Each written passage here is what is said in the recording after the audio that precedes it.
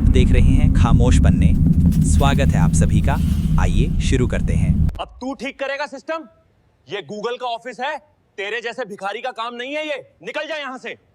शहर के सबसे बड़े और चमकते इलाके में एक बहुत ऊंची इमारत खड़ी थी। कांच की दीवारें, बाहर खड़ी महंगी गाड़ियां, अंदर तेज रफ्तार जिंदगी। ये वही जगह थी जहां दुनिया की सबसे बड़ी टेक कंपनी गूगल का ऑफिस था। हर दिन हजारों लोग वहां काम करने आते थे। सूट पहने लोग, हाथ में लैपटॉप, कान में ईयरफोन। लेकिन उसी गेट के पास फुटपाथ पर एक छोटा सा लड़का बैठा रहता था। फटे कपड़े, गंदे जूते, बाल बिखरे हुए। लोग उसे देखकर मुंह फेर लेते थे। उसका नाम था आरव। लोग उसे भिखारी लड़का कहते थे। लेकिन कोई नहीं जानता था कि उसकी आंखें हमेशा उस बिल्डिंग को क्यों देखती रहती थीं। वो भीख नहीं मांगता था, बस चुपचाप बैठा रहता। कभी कभी पास पड़े कचरे से पुराने कागज या टूटा मोबाइल उठाता और देर तक उनमें कुछ ढूंढता रहता था। कभी ऐसा समय था जब आरव का जीवन बिल्कुल अलग था। उसके पिता एक अच्छे सॉफ्टवेयर इंजीनियर थे। वही उसे पहली बार कंप्यूटर से मिलवाने वाले थे। उसके पिता अक्सर कहते थे, बेटा, कोड सिर्फ लाइन नहीं होता, ये सोचने का तरीका होता है। रात को जब पूरा मोहल्ला सो जाता, आरव अपने पिता के पास बैठकर स्क्रीन देखता रहता। उसे सब समझ नहीं आता था, लेकिन मन बहुत खुश रहता था। फिर एक दिन सब बदल गया। कंपनी में एक बड़ा सिस्टम फेल हुआ और सारा इल्जाम उसके पिता पर डाल दिया गया। उन्होंने बहुत समझाने की कोशिश की, लेकिन किसी ने उनकी नहीं सुनी। नौकरी चली गई, इज्जत चली गई और कुछ महीनों बाद बीमारी ने उन्हें भी छीन लिया। मरते समय उन्होंने बस इतना कहा, बेटा, सच कभी मरता नहीं, बस देर से सामने आता है। पिता के जाने के बाद आरव अकेला रह गया। रिश्तेदारों ने साथ नहीं दिया। घर छूट गया और वो सड़क पर आ गया। लेकिन उसने पढ़ना नहीं छोड़ा। दिन में वो चुपचाप बैठा रहता और रात को टूटे मोबाइल, फेंके हुए लैपटॉप के हिस्से उठाकर सीखता रहता। जहां लोग गंदगी देखते थे, वहां वो ज्ञान ढूंढता था। धीरे धीरे उसने खुद ही कोडिंग सीख ली, बिना टीचर, बिना क्लास, बिना इंटरनेट। बस पिता की बातें और खुद पर भरोसा। एक दिन अचानक पूरे शहर में हलचल मच गई। खबर फैल गई कि गूगल का सिस्टम हैक हो गया है। ऑफिस के अंदर अफरा तफरी मच गई। सर्वर डाउन हो चुके थे, डेटा लॉक हो गया था, मीटिंग पर मीटिंग हो रही थी। बड़े बड़े इंजीनियर परेशान थे और बाहर वही भिखारी लड़का बैठा था। उसने अंदर की भागदौड़ देखी, स्क्रीन पर चमकते लाल अलर्ट्स को पढ़ा और धीरे से खुद से कहा, यह हैक नहीं है, यह लॉजिक एरर है। आरव उठा और गेट की तरफ चल पड़ा। सिक्योरिटी ने उसे रोक लिया। यहां क्या कर रहे हो? हटो यहां से। आरव शांति से बोला, सिस्टम में दिक्कत है, मैं ठीक कर सकता हूं। गार्ड हंस पड़ा, तुम इस हालत में? लोग रुक कर देखने लगे। कुछ ने मोबाइल निकाल ली। कोई बोला, भिखारी गूगल ठीक करेगा। कोई बोला, आजकल सबको हीरो बनना है। लेकिन आरव चुप रहा। उसकी नजर सिर्फ अंदर लगी स्क्रीन पर थी। तभी एक सीनियर इंजीनियर बाहर आया। उसकी आंखों में थकान थी। उसने आरव को देखा और उसकी आंखों में कुछ अलग सा पाया। डर नहीं था, घबराहट नहीं थी, सिर्फ फोकस था। उसने पूछा, तुम क्या जानते हो? आरव ने शांत आवाज में कहा, आपका सर्वर डाउन नहीं है, आपने गलत पैच अपलोड कर दिया है। वहां अचानक सन्नाटा छा गया। सब लोग एक दूसरे का चेहरा देखने लगे। सीनियर इंजीनियर कुछ सेकंड चुप रहा। इसे अंदर लाओ। और वहीं से शुरू हुई वो कहानी जो पूरी दुनिया को बदलने वाली थी। सीनियर इंजीनियर का वो एक वाक्य जैसे पूरे माहौल को बदल गया। इसे अंदर लाओ। सिक्योरिटी गार्ड थोड़े हैरान थे, लेकिन ऑर्डर मिल चुका था। आरव धीरे धीरे अंदर चला गया। वो जगह जहां आम आदमी का आना सपना होता है, वहां आज एक भिखारी लड़का खड़ा था। अंदर घुसते ही उसे चारों तरफ बड़ी बड़ी स्क्रीनें दिखी। हर स्क्रीन पर रेड अलर्ट चमक रहा था। लोग भाग दौड़ कर रहे थे। कोई फोन पर था, कोई लैपटॉप पर तेजी से टाइप कर रहा था। आरव थोड़ी देर सब कुछ चुपचाप देखता रहा। उसे कोई जल्दी नहीं थी, जैसे वो इस माहौल को पहले से जानता हो। कुछ इंजीनियर उसकी तरफ देखकर हंस रहे थे। कोई बोला, इसे कुर्सी दे दो, कहीं गिर न जाए। कोई बोला, यूट्यूब से सीख कर आया होगा। आरव ने कुछ नहीं कहा। सीनियर इंजीनियर ने उससे पूछा, बताओ, तुम्हें क्या लग रहा है? आरव ने एक स्क्रीन की तरफ इशारा किया और कहा, आपने जो नया अपडेट डाला है वो पुराने सिक्योरिटी लेयर से टकरा रहा है। डेटा चोरी नहीं हुआ है, बस लॉक हो गया है। कमरे में अचानक सन्नाटा छा गया। एक इंजीनियर बोला, यह कैसे हो सकता है? हमने सब चेक किया है। आरव ने शांति से जवाब दिया, आपने कोड देखा है, लेकिन उसका फ्लो नहीं समझा। सब लोग एक दूसरे की तरफ देखने लगे। सीनियर इंजीनियर ने थोड़ी देर सोचा, फिर बोला, ठीक है, इसे एक सिस्टम दे दो। एक लैपटॉप उसके सामने रख दिया गया। आरव ने कुर्सी खींची, बैठा और स्क्रीन को देखने लगा जैसे वो उसकी पुरानी दोस्त हो। उसकी उंगलियां धीरे धीरे कीबोर्ड पर चलीं, पहले बहुत धीरे, फिर तेज। कोड की लाइनें स्क्रीन पर भागने लगीं। कमरे में सिर्फ कीबोर्ड की आवाज थी। कुछ मिनट बीते, 5 मिनट, 10 मिनट। एक इंजीनियर ने फुसफुसाकर कहा, यह तो सच में समझ रहा है। तभी आरव रुक गया और बोला, यहीं पर गलती है। सब उसकी तरफ देखने लगे। ये लाइन आप लोगों ने कल रात बदली थी, यहीं से पूरा सिस्टम लॉक हुआ है। सीनियर इंजीनियर ने आंखें चौड़ी कर लीं। ये तो सिर्फ हमारे इंटरनल लॉग में था, आरव बोला, क्योंकि ये मेरे पापा का लिखा हुआ कोड है। कमरे में जैसे बिजली गिर गई। सब चुप हो गए। किसी ने पूछा, तुम्हारे पापा?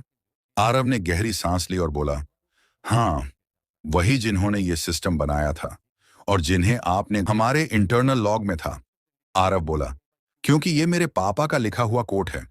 कमरे में जैसे बिजली गिर गई। कमरे में अचानक सन्नाटा छा गया। एक इंजीनियर बोला, यह कैसे हो सकता है? हमने सब चेक किया है। आरव ने शांति से जवाब दिया, आपने कोड देखा है, लेकिन उसका फ्लो नहीं समझा। सब लोग एक दूसरे की तरफ देखने लगे। सीनियर इंजीनियर ने थोड़ी देर सोचा, फिर बोला, ठीक है, इसे एक सिस्टम दे दो। एक लैपटॉप उसके सामने रख दिया गया। आरव ने कुर्सी खींची, बैठा और स्क्रीन को देखने लगा जैसे वो उसकी पुरानी दोस्त हो। उसकी उंगलियां धीरे धीरे कीबोर्ड पर चलीं, पहले बहुत धीरे, फिर तेज। कोड की लाइनें स्क्रीन पर भागने लगीं। कमरे में सिर्फ कीबोर्ड की आवाज थी। कुछ मिनट बीते, 5 मिनट, 10 मिनट। एक इंजीनियर ने फुसफुसाकर कहा, यह तो सच में समझ रहा है। तभी आरव रुक गया और बोला, यहीं पर गलती है। सब उसकी तरफ देखने लगे। ये लाइन आप लोगों ने कल रात बदली थी, यहीं से पूरा सिस्टम लॉक हुआ है। सीनियर इंजीनियर ने आंखें चौड़ी कर लीं। ये तो सिर्फ हमारे इंटरनल लॉग में था, आरव बोला, क्योंकि ये मेरे पापा का लिखा हुआ कोड है। कमरे में जैसे बिजली गिर गई। सब चुप हो गए। किसी ने पूछा, तुम्हारे पापा? आरव ने गहरी सांस ली और बोला, हाँ, वही जिन्होंने ये सिस्टम बनाया था और जिन्हें आपने गलत समझकर निकाल दिया था। अब कमरे में कोई आवाज नहीं थी। आरव ने फिर टाइप करना शुरू किया।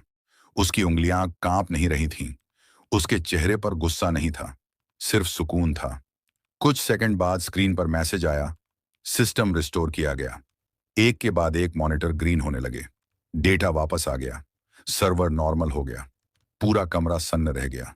कोई कुछ बोल नहीं पा रहा था। फिर अचानक एक सीनियर मैनेजर बोला, ये कैसे किया तुमने? आरव ने शांति से कहा, जैसे पापा सिखाते थे। उसके बाद उसने लैपटॉप बंद किया और खड़ा हो गया। सब लोग उसे ऐसे देख रहे थे जैसे कोई चमत्कार हो गया हो। सीनियर इंजीनियर ने धीरे से कहा, तुम्हें पता है तुमने आज क्या किया है? आरव ने सिर हिलाया। हाँ, मैंने अपने पापा का नाम साफ किया है। कमरे में सन्नाटा था। कुछ लोगों की आंखें नम थीं। तभी एक बड़ा अधिकारी आगे आया और बोला, हमने बहुत बड़ी गलती की थी और आज हमें उसका एहसास हुआ। उसने आरव की तरफ हाथ बढ़ाया और कहा, तुम यहां काम करना चाहोगे? आरव कुछ पल चुप रहा, फिर बोला, पहले मेरे पापा का नाम सही कीजिए। कमरे में कोई विरोध नहीं हुआ। सबको समझ आ गया था कि यह सिर्फ एक लड़के की जीत नहीं थी, यह सच की जीत थी। और यहीं से शुरू हुआ एक नए सफर का पहला दिन। आरव का वो वाक्य, पहले मेरे पापा का नाम सही कीजिए, पूरे कमरे में गूंज गया। सब लोग एक दूसरे का चेहरा देखने लगे। जिन लोगों ने कभी उसके पिता पर उंगली उठाई थी, आज वहीं सिर झुकाए खड़े थे। सीनियर मैनेजर ने बिना कुछ बोले तुरंत अपने लैपटॉप पर फाइल खोली और पुराने रिकॉर्ड चेक करने लगा। कुछ मिनटों की खामोशी के बाद उसने गहरी सांस ली और बोला, हमसे बहुत बड़ी गलती हुई थी। यह सिस्टम फेल नहीं हुआ था, बल्कि किसी ने जानबूझकर डेटा बदलकर तुम्हारे पिता को फंसाया था। कमरे में मौजूद हर इंसान सन्न रह गया। यह सिस्टम फेल नहीं हुआ था, बल्कि किसी ने जानबूझकर डेटा बदलकर तुम्हारे पिता को फंसाया था। कमरे में मौजूद हर इंसान सन्न रह गया। आरव की आंखें नम हो गईं, लेकिन उसने खुद को संभाला। इतने सालों बाद आज उसके पिता को इंसाफ मिल रहा था। उसी पल ऑफिस के बड़े स्क्रीन पर एक ऑफिशियल नोट अपलोड किया गया। We sincerely apologise to our former engineer, he was innocent. जैसे ही ये लाइन स्क्रीन पर आई, आरव की आंखों से आंसू बह निकले। वो पल उसके लिए किसी जीत से कम नहीं था। तभी सीईओ खुद आगे आया और बोला, आरव, आज तुमने सिर्फ एक सिस्टम नहीं सुधारा, बल्कि हमारी सबसे बड़ी गलती भी ठीक की है। उसने ऑफर लेटर आगे बढ़ाया, दुनिया की सबसे बड़ी टेक कंपनी की तरफ से। लेकिन आरव ने वो लेटर तुरंत नहीं लिया। उसने कहा, मुझे नौकरी नहीं चाहिए, मुझे बस ये चाहिए कि मेरे पापा का नाम हमेशा सम्मान से लिया जाए और किसी और के साथ ऐसा ना हो। पूरे कमरे में तालियां गूंज उठीं। कुछ लोगों की आंखें नम थीं, कुछ सिर झुकाए खड़े थे। इसके बाद कंपनी ने एक बड़ा फैसला लिया। उस दिन से हर टेक्निकल फेलियर की जांच ईमानदारी से होगी और किसी भी कर्मचारी को बिना सबूत के दोषी नहीं ठहराया जाएगा। आरव को जबरदस्ती ऑफर नहीं किया गया, बल्कि सम्मान के साथ पूछा गया कि वह क्या करना चाहता है। आरव ने थोड़ी देर सोचा और बोला, मैं पढ़ना चाहता हूं, सीखना चाहता हूं, ताकि आगे किसी और को सड़क पर ना बैठना पड़े। कंपनी ने उसके लिए पढ़ाई, रहने और हर जरूरत की जिम्मेदारी ली। कुछ महीनों बाद वही आरव जो कभी गेट के बाहर बैठा रहता था, अब उसी बिल्डिंग में एक स्टूडेंट नहीं, बल्कि एक रिसर्चर बन चुका था और हर जरूरत की जिम्मेदारी ली। कुछ महीनों बाद वही आरव जो कभी गेट के बाहर बैठा रहता था, अब उसी बिल्डिंग में एक स्टूडेंट नहीं, बल्कि एक रिसर्चर बन चुका था। लोग अब उसे नाम से बुलाते थे, इज्जत से बात करते थे। लेकिन आरव आज भी कभी कभी बाहर उसी जगह बैठ जाता जहां कभी उसने रातें काटी थी। फर्क बस इतना था कि अब वो वहां किसी से भीख नहीं मांगता था, बल्कि लोगों को उम्मीद देता था। वो बच्चों से कहता, हालात तुम्हें तोड़ सकते हैं, लेकिन तुम्हारी सोच अगर जिंदा है तो कोई तुम्हें हरा नहीं सकता। कुछ सालों बाद जब मीडिया ने उसकी कहानी दुनिया को बताई, तो हर कोई हैरान था कि कैसे एक भिखारी समझा जाने वाला लड़का दुनिया की सबसे बड़ी टेक कंपनी का सबसे तेज दिमाग बन गया। लेकिन आरव आज भी खुद को बड़ा नहीं मानता था।